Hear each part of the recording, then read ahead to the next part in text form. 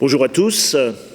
Eh bien voilà, nous arrivons à notre 4e dimanche de l'Avent. Nous avons allumé nos 4 bougies de la couronne de l'Avent et nous nous préparons toujours davantage à célébrer cette belle fête de Noël qui arrive à grands pas.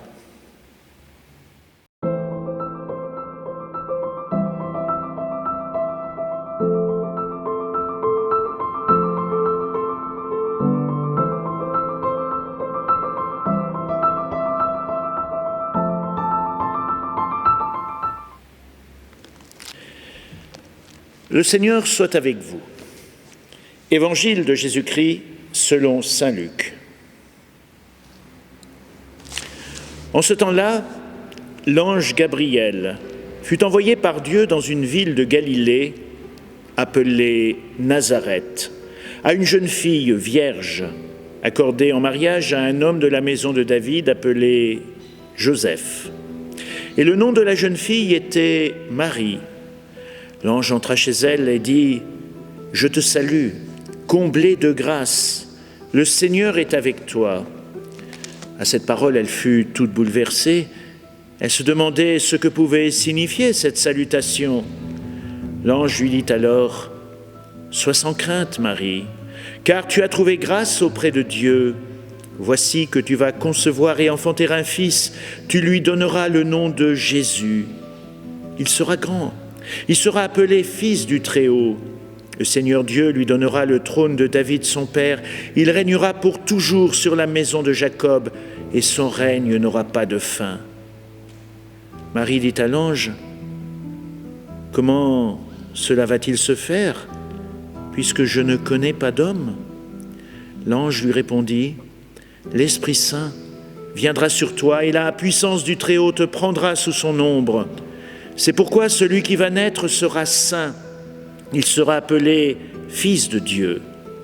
Or voici que, dans sa vieillesse, Élisabeth, ta parente, a conçu elle aussi un fils, et elle en est à son 6e mois, alors qu'on l'appelait la femme stérile, car rien n'est impossible à Dieu. » Marie dit alors, « Je suis la servante du Seigneur, que tout m'advienne selon ta parole. »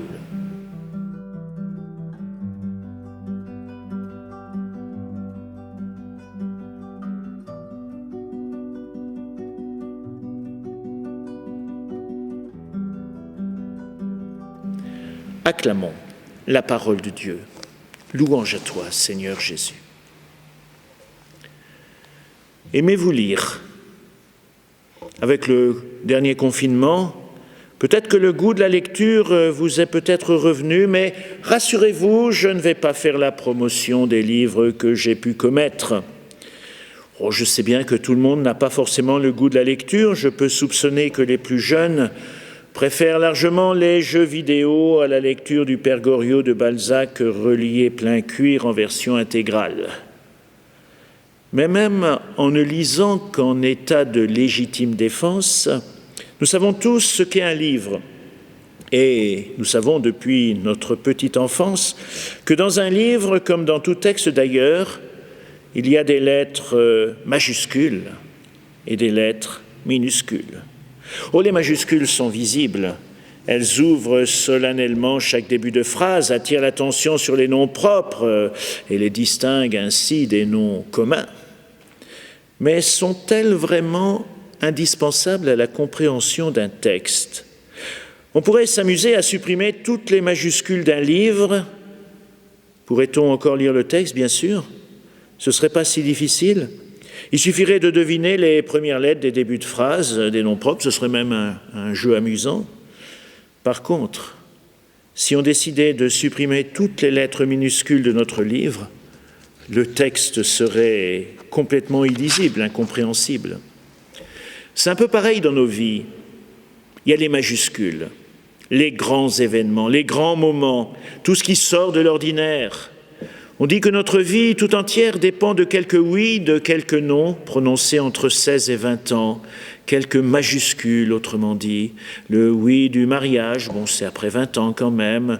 Pour moi, l'émotion, il y aura 50 ans cette année de prononcer mes premiers vœux de religieux, j'avais 18 ans.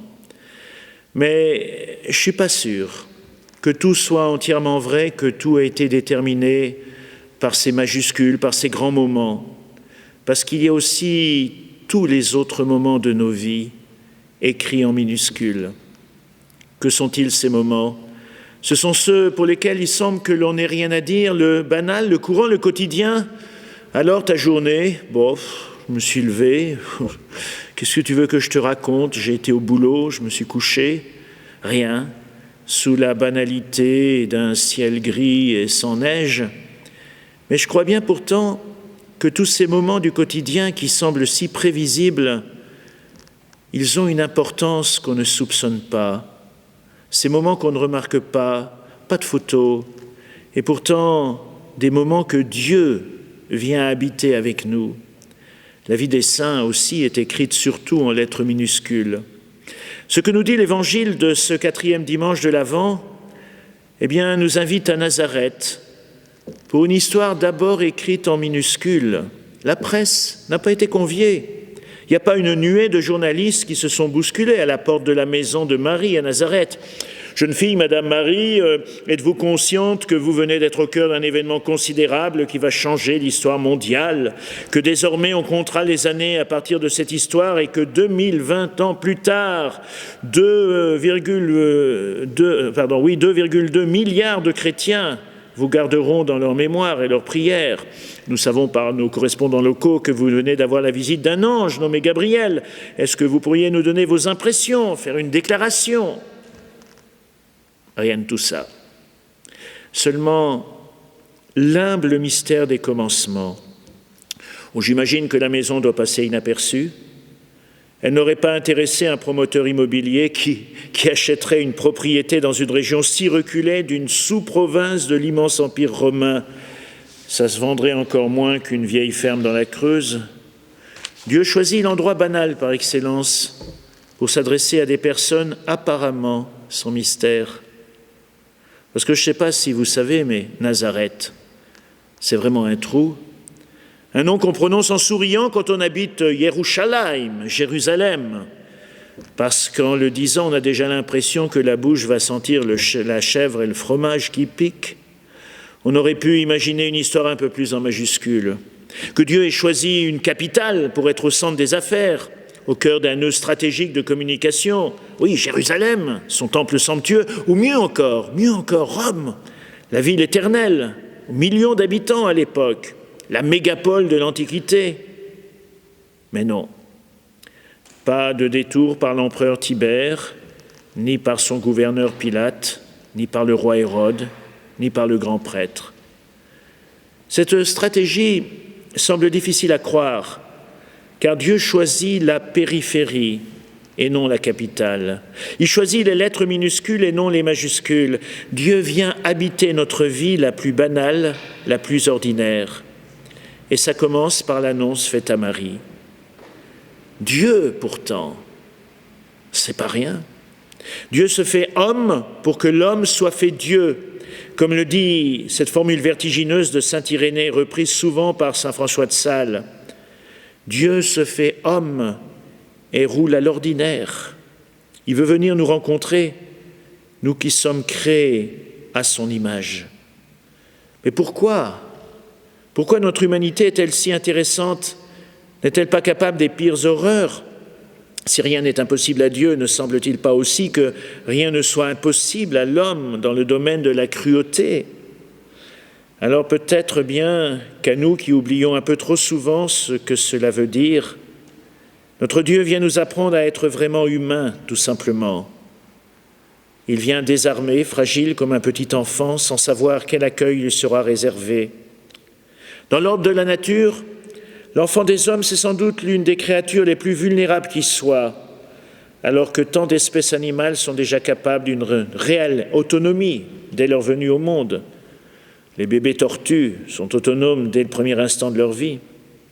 Alors, n'épuisons pas l'étonnement que nous pouvons concevoir face à cette image d'un Dieu qui épouse la faiblesse, la vulnérabilité, un Dieu qui ne s'impose pas, un Dieu qui ne menace pas, un Dieu qui au contraire prend sur lui la menace des hommes et leur injustice, un Dieu qui vient nous proposer l'étonnement de notre propre identité, un Dieu qui vient nous dire « il y a en toi, en chacun de nous, quelque chose de magnifique qui peut éclore comme une graine demeurée enfouie sous la terre gelée. » Étonnement de ce que peut être l'humanité, de ce que nous avions cru impossible.